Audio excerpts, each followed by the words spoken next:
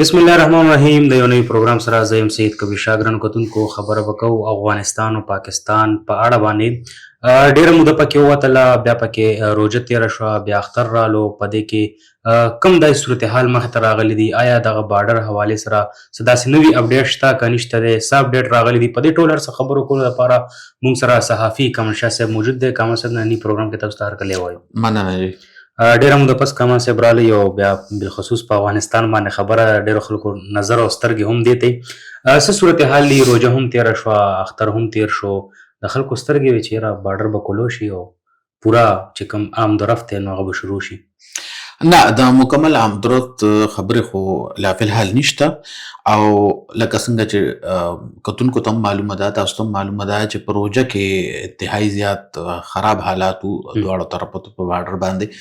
او د دواړو ملکونو له طرفه په یو بل باندې حملې هم کېدې، او په هغې کې ایر سټرایکس د پاکستان د طرفه هم شامل وو. خو اوس د اختر نه څو ورځې مخکې پکې څه ناڅه خبرې اترې وشوې، او د هغې نه پس نن دا ویل کېدل چې بارډر کولاویږي، او دغه بارډر د چا دپاره کولاویږي هم یو اهم خبره ده. بارډر کولو شوی دی، خو صرف او صرف د هغه افغان پناهګزینو دپاره کوم چې په پاکستان کې د وخت کې غیر قانوني میشت دي، او خصوصا په خیبر پښتونخوا کې د هغوی تعداد انتهایي زیات دی، ځکه چې د سند نه او د پنجاب نه، او بیا په تیره د پنجاب نه ډېر لوی تعداد کې افغان مهاجرین خیبر پښتونخوا ته راغلي، او په خیبر پښتونخوا کې په کیمپونو کې، او بیا ډېر زیات مهاجرین داسې وو چې هغوی په عامو آبادو کې خپل خپلوانو سره دېره شوي وو. د اختر نه مخکې په روژه کې داسې یو وخت هم راغلی و چې دغه حملې یا یو بل باندې دغه بریدونه هم جاري وو، خو بیا هم د افغان مهاجرینو واپسي چې ده نو هغه شروع وه. بیا یو وخت پکې داسې راغی چې حالات انتهایي خراب شو، نو د افغانستان له طرفه د پاکستان په پوله باندې چې کومې د پاکستاني ځواکونو چوکۍ وې، په هغې باندې یوه شپه ډېره تونده حمله وشوه، او تقریبا په اتو مقاماتو باندې یا ډېر دغه کې راتلل چې په 14 مقاماتو باندې په دغه پوله باندې په د افغان چې کوم طالبان دي امارت اسلامي، هغې د پاکستان د ځواکونو په چوکو باندې حمله وکړه. جوابي دغه هم ورته میلاو شو، خو ټیک ټاک جواب ورته میلاو شو، خو د هغې نه پس چې د بارډر په مکمله توګه باندې بند شو، هغه طرف ته چې د بارډر کوم دغه خلک وو یا کوم کسان وو، هغه یې فوري طور باندې د هغه ځای نه لرې کړل. دلته چې کوم پناهګزین په بارډر باندې موجود وو، د تګ په انتظار کې هغوی هم خپل ټرکونه او هغه ویډیو هم د هغې راغلی وه چې ټرکونه یې واپس کړل او واپس راغلل، ځکه چې حالات د جنګ وو. د هغې نه وروستو بارډر خو په مکمله توګه د پناهګزینو دپاره هم بند و، او دوی هم نشو تللی، خو ترمنځه پکې خلک رال، خبرې اترې وشوې، او اوس دومره وشوه چې دغه بارډر د افغان چې کوم کډوال دي په پاکستان کې د هغې دپاره کولو شوی دی، او نن دغه کډوالو واپسي چې ده نو هغه شروع شوه. دغه واپسي لکه په پاکستان کې خو هم په خیبر پښتونخوا کې په ګڼ تعداد کې دغه افغان مهاجرین چې دی نو میشته دي، لکه څنګه چې ما مخکې خبره وکړه، او هغوی چې دی نو اوس واپس روان دي او واپسي کوي. مخکې خو دا وه چې د خیبر پښتونخوا حکومت له طرفه هم څه دونه خاص دغه نو، او دوی هم نه منله، خو اوس ورو چې دی نو ملکي حالات چې کوم طرف ته روان دي، او دغه حملې چې کومې کېږي، نو اوس دوی هم ومنله چې اوس افغان مهاجرینو له خپل ملک ته چې دی نو هغه تلل پکار دي. مهاجرین ورته ځکه نشو ویلي چې د مهاجر سټیټس خو دوی ختم شوی، هغه خو په تېر د 2015 سپتمبر او اګست ترمنځه ورځو کې چې د دې مهاجر سټیټس ختم شوی، او دلته دوی اوس غیر قانوني میشت دي. هغه خلک چې کوم د قانون یا د سټیزنشپ چې کوم قوانین دي، د هغې مطابق هغې ته لار جوړیږي، هغې ته قانون اجازت ورکوي، نو هغه خلک خو پاتې کېږي. او چې کومو ته دغه قوانین هم اجازت نه ورکوي، نو بېشکه او بې شبې خبره دا ده چې دوی به خپل ملک ته واپس ځي روانېږي. کمال صاحب، د اختر نه بعد که موږ وګورو نو دوی چې دا بارډر چې کوم دی نو هغه به کولاویږي، خو هغې سره سره به چې کوم غیر قانوني افغانیان دي په هغې باندې به هم سخته کاروی شروع کېږي. نو هغه کاروی په نظر نه راځي؟ کاروایان خو پروژه کې هم شوي دي، صرف دا نه چې په د اختر نه پس به دغه کاروایان شروع کېږي او دغه هم راغلي دي د انتظامیې له طرفه د پولیس له طرفه په مختلفو علاقو کې دا بینر او دا اویزان شوي دي او په هغې باندې لیکلي شوي هم دغه دي چې یاره افغان مهاجرین کډوال که دلته چې په کومو علاقو کې وي نو تاسو چې پولیس ته اطلاع کولی شئ ځکه چې د دوی د تګ وخت راغلی دی او لکه څنګه چې مخکې موږ په دې حواله باندې ریپورټینګ هم کړی دی په دې حواله هم د افغان کډوالو یا د پناهګزینو تاثرات چې دوی ریکارډ کړي دي هغه تاثرات هم دغه و چې یو خوا که د صوبایي حکومت له طرفه دومره سختي نه وه نو بل خوا هغوی هم ډېر زیات زړور شوي وو ویې ویل چې یاره موږ خو نه ځو افغانستان ته زړور خو اوس هم دي زړور اوس هم دي خو اوس په خیر لږه ګزاره کوي ځکه چې پروژه کې تقریبا د 2200 نه زیات په مختلفو ځایونو کې په مختلفو اضلاعو کې چې د افغان مهاجرین خصوصا په پېښور کې یا په نورو علاقو کې دغه افغان مهاجرین چې دنه گرفتار شوي او دغه گرفتاري داسې نه وه چې ټول کور بس په لاره به چې کوم سړی را روان و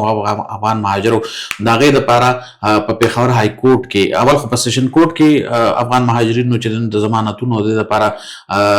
درخواستونه دایر کړو خو چې هلته ریجیکټ شو نو بیا پېښور های کورټ ته راغله پېښور های کورټ کې دوی دغه پرېوه چې یاره موږ ته د یا بارډر کولو کې یاد راته دومره وګوري چې یاره د روژه تېرې شي نو بارډر کولوشن دا هغې پورې زموږ دا کوم کسان چې په جیلونو کې دي یا په حوالاتونو کې دي نو دا دې راته راخوشي کړي خو چونکې پېښور های کورټ هم په هغې باندې دغه ورکړه چې یاره چونکې مسله خو دا ده چې تاسو دلته غیر قانوني نو غیر قانوني سړي دپاره چې دی نو هغې دپاره همدغه لارې دي او په دغه ځای کې به پراته وي اوس بارډر هم کولو شو نو د عامو خلکو یو سوال دی د عام ولس یو سوال دی ایو چې دوی په کورونو باندې هم چاپې وهي دې علاقې هم چک کوي خو چې کوم په نظر باندې دا بازارونه دی او په دې کې غیر قانوني افغانیان دي او کار کوي لګیا دی هغه نن شپږ میاشتې مخکې هم موجود او اوس هم موجود دي نو چې دوی په کورونو په علاقه باندې چاپه وهي نو بازارونه ولې نه صفا کوي اوس به لازمي دغه کېږي اوس به لازمي او په خلکو سترګې هم دغه بوډ بازار ته زیاتې دغه طرف ته ما هم اشاره کوله چې بوډ بازار چې دی دا ټول د افغانانو هغې ته مینی کابل به ویلې کېدو اوس هم به ویلې کېږي ځکه چې هلته ټول تقریبا چې د 95% چې کوم دکانداران دي کاروباري خلک دي نو هغه افغان پناهګزین دي او افغان پناهګزینو سره زموږ یو کال مخکې هغې سره زموږ خبره اترې شوې د بازار چې کوم د صدر دی یا عهدهداران دي هغوی سره زموږ خبره شوې نو هغوی هم دغه پلي به ویلي چې یاره موږ ته خو دغه په دونه کم وخت کې چې دی نو موږ څنګه خپل کاروبار راغون کو دا چلو کو هغه چلو کو زما طرفه یو خبره وه چې دا اعلان خو اوس نه یې شوی دا خو د 2014 نه کله چې ای پی ایس واقع شوه نیشنل اکشن پلان جوړ شو او د هغې نه پس بلکې د 2014 نه دا ډېر مخکې د 2007-8 خبرې دي چې کله پاکستان حکومت وایي چې افغان مهاجرین دي وځي او بس د دې چې کوم ټایم و ځکه ایران ته که دغه مهاجرین تلي وو هغوی ولا کیمپونه جوړ کړي هغوی د کیمپونو نه بار کړي نه دي او چې کله د هغوی هغه ملک لږ سټیبلټي ته راغله هغوی واپس راولېږل یا داسې نور ګاونډي هېوادونو ته تللي دا یو پاکستان دی چې پاکستان 40 کاله دوی په دې خپله خوره باندې وساتل د کیمپونو نه بهر شو دوی د پاکستانو چې کوم زنانه دي هغې سره ودونه وکړه ورکړې راکړې پکې وکړې لکه دومره ازادي ورته ملاو شوې وه د هغې باوجود په پاکستان کې که د ترهګرۍ اړخ ته وګورې نو هم پکې د دوی لاس په نظر راځي او کوم ریپورټس چې راځي یا د پولیس د طرفه یا د سکیورټي فورسز د طرفه هغې کې لازمي به د افغان کس شرکت وي یا سټریټ کرایم کې وګورئ خصوصا په پېښور کې سټریټ کرایم وګورئ او د قتل مقاتلې چې کوم واردات وګورئ په هغې کې زیاتتر د افغان مهاجرین ملوث دي دغسې که د شوکو ډاکو او د غلاګانو خبره وګورئ نو په هغې کې که 10 کسه پاکستانیان نو 2-3 به پکې لازمي په دغه 10 کسانو کې دا به افغان مهاجرین او هغه حالات هغوی داسې جوړوي چې لکه مخکې خو به ده و چې دوی وایي چې یاره دلته وارداتو کو افغانستان ته لاړ شه خبره ختم بیا څه موده پس راشه اوس هغه سیستم چې دی نو هغه ورته عموم برابر کړه په بارډر باندې کله چې دوی ځي نو دوی مکمل اندراج او دغه څیزونه هم کېږي بله خبره دا ده چې بس اخره کې وایي چې تنګ آمد به جنګ آمد نو اخره کې تنګ شو د پاکستان خلک هم تنګ شو پاکستان حکومتونه هم تنګ شو چې ستا خپل ملک خو ټیک دروان دی خوا به ابادۍ څوک هم تاسو به اباده وایې که نه نو خپل ملک دروان دی زما ملک هم روانې دلته لګې بله خبره دا ده په دې کې چې افغان مهاجرین د صوبې او د ملک په معیشت باندې یو ډېر غټ بوج هم جوړېده هغه بوج ډېر خلک وایي کنه دا بوج نه جوړېده دوی خو کاروبار یې کوو یو پاکستانی کس که یو کاروبار شروع کو او هغې سره پکې لس کسه پاکستانی به وو او هغه بر سر روزګار نو د دوی کاروبار کې به لس کسه که لګېدل نو په هغې کې به 9 یا 8 کسان خامخا افغانیان و 2 پاکستانیانو څنګه بوج نه جوړېده یا یو مزدوري وه یو کار که پاکستانی سړي به خپلو حالاتو ته کتل او هغه به په 1000 روپۍ باندې کو نو دوی به 200 هم کو نو دغه هم یو ډیفرنس راغی دا خبره ټیک ده چې دا محنتیان خلک دي خو د پاکستان خلک هم محنتیان دي هغوی هم خپل دغه ته ګوري او دوی به دا په 200 ولې کوي ځکه چې دوی ته د بین الاقوامي ادارو د طرفه به امدادونه وختن په وختن میلاوېدل داسې خو نه وه امدادونه میلاوېدل دوی به د مهاجرت په دغه سټیټس باندې د پاکستان نه خپل بچي لیږل خلیجي ملکونو ته به یې لیږل یورپ ته یې لیږل امریکې ته یې لیږل نو د هغه ځای نه به هم دوی ته هغه انکم راته په طریقه او هغه انکم سره بیا څه کېدل هغه په کومه طریقه دي دغه کو لکه په هغې کې هم پاکستان ته دغه نه میلاوېده صحیح ریټرنز نه میلاوېدل نو دا ټول څیزونه داسې وو چې په کاروبار باندې دوی دلته ښه ټیک ټاک دغه وګورو او دوی په لاس کې اغشتو نور ډېر څیزونه دوی په لاس کې اغشتو دغه په معیشت باندې بوج او په د دې وطن په خلکو باندې هم دغه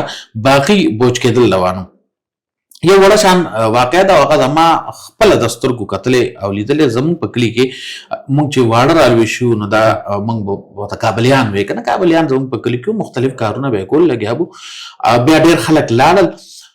چې کوم پاتې وو نو هغه به زما په ملک کې ناست زما په حجره کې زما په دغه کې زما مزدور پاتې شوی او هغه په پاکستان پسې به بدرد ویل صحیح نو یو ځل خو ولا د کلي خلکو خو ټیک ټاک مرمت کړو سافټویر ولا اپډیټ کړو خو لکه د دوی دومره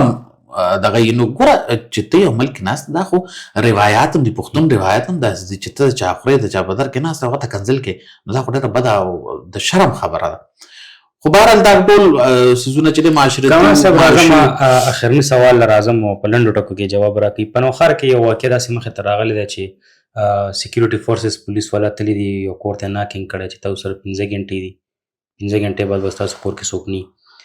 هغه 15 غنټو پسې میاشت تېره شو خو سکیورټي فورسز دوباره کور ته لاړل خلک یې بار نه کړه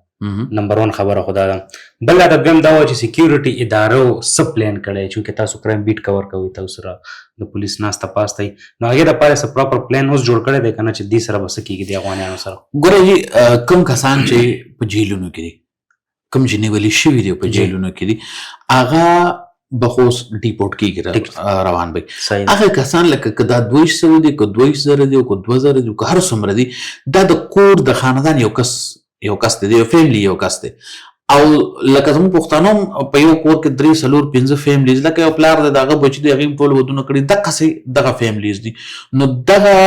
یو تن سره به د هغه مکمل فیملیز چې کوم دي هغه به ورسره ډیپورټ کېږي روان وي